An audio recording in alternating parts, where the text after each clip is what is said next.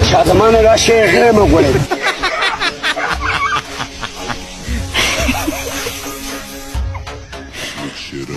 ګورو په دې ګروپونو کې چې کوم ویډیو وایرل ده نن د هغه پلی کوم او مکمل ویډیو در سره هم وګورئ یعنی تقریبا 100 منټه ویډیو ده خو زه درته شارټ کم کلیپ چې دی هغه پلی کوم چې په دې کې د هلک او جنۍ څوک دي خو د ټول نه مخکې درته وایم چې لکه په ګروپونو کې څه حال جوړ نو په ګروپونو کې دا چل دی چې خلکو د دې ویډیو نه چې کم دی هغه سکرین شاټ یې ویستي دي بیا راځي او د فیسبوک ګروپونو کې شیر کوي وای آیا دا ویډیو هغه ما سره ده تاسو انباکس ته راشي چې زه درته دا ویډیو در سینډ کم نو چې بیا سړی لاړ شي نو هلته چې هغه کومې قصې کوي پیسې وایي راولېږه او دا وایي نو ما هم غوښته چې تاسو سره دا ویډیو هغه شریکه کړم او تاسو د دې کم پیسو ورکولو د دې هر څه نه هغه بچ کړم لکه دا داسې چل شوی دی دا کومه جینۍ چې ده ورسره دا کوم هلک چې دی دا ډېر زیات مشهور ټیک ټاکر دی او داسې کوم ویلی کېږي چې هغه خور او ورور دی یعنی بل څه نه دي خو داسې لکه خپل منځ کې یو بل ښکل را ښکل کړي داسې څه حرکت وکړي نو هغه خلک بیا راولي او سوشل میډیا د لارې شیر کړي چې آیا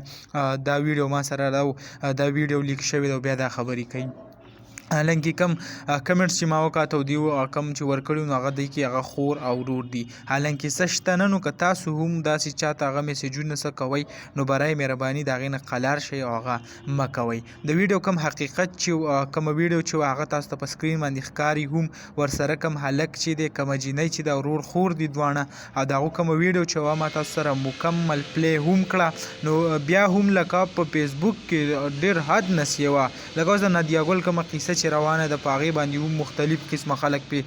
چې کوم دی هغه سکرین شاټ یې راوباسي وایي چې آیا دا ویډیو لیک شوی دی او ما ته یې راسینډ کړئ او ما ته یې راسینډ کړئ په هغې باندې ما هم په تفصیل سره ویډیو جوړه کړې او د هغې کوم حقیقت چې دی مې هم بیان کړی دی چې دې خلکو ته هغه میسیج او بس یو ټرینډینګ جوړولو دپاره لکه خلک څه نه کوي لکه اوس چې کوم هغه قصه شروع کړله بله اوس دا خو چې کوم پوسټ ګوري نو دا به پکې وي چې د دې هلک او جینۍ ویډیو وایرل شوی دی راشئ چې در څېړنې درته کوم نو داسې په خلکو الزامات داسې غلط کار چې دی هغه مه کوئ چې یو نیک کار نشئ کولی د بدو نه هغه ځان وساتئ نو دغه ویډیو هغه هم تاسو سره شریک کوله امید لرم ویډیو به خوښه شوي که ویډیو خوښه شوي ویډیو لایک کړئ او که زموږ په چینل نوي یې چینل سبسکرایب کړئ د داسې نورو ویډیوګانو دپاره